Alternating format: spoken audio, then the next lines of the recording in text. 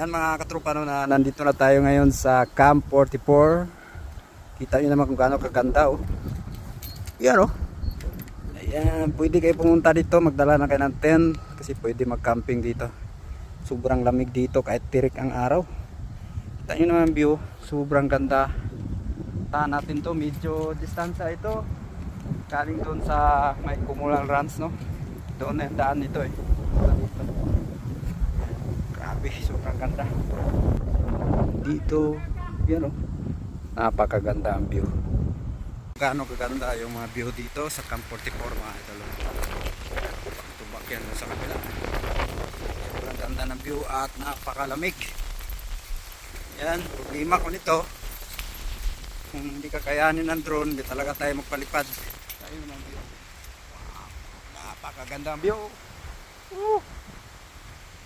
Ito yung makikita mo pag pumunta ka dito sa Camp 44. Pasok buong bukid ng mga tropa.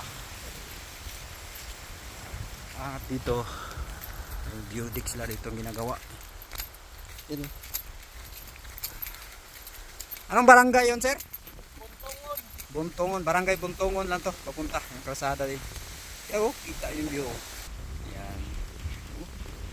Kita yung view dyan. Kita tayo. Kita nyo talaga.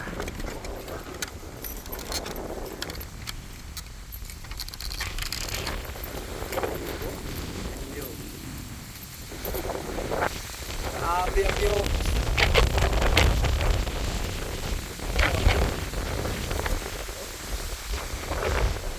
Sa mga tropa, oh, kita nyo. Ito yung makikita yung view sa Camp 44. Kaso ang daan kasi ginagawa pa. Yan. Yan ang kalsada. Ito, lubak sa kabila. Dito sa likod, mayroon din makikita ang gagandang view. Naman talaga na malamig ang lugar kasi yun, mga malaki ng puno ng pine.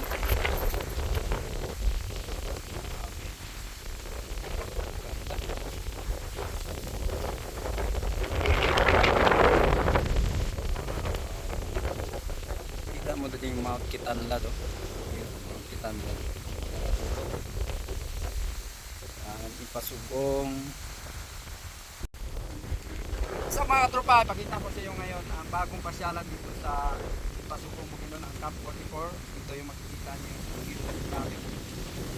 Oh, napakaganda ang view. Yan, oh. Kita nyo naman.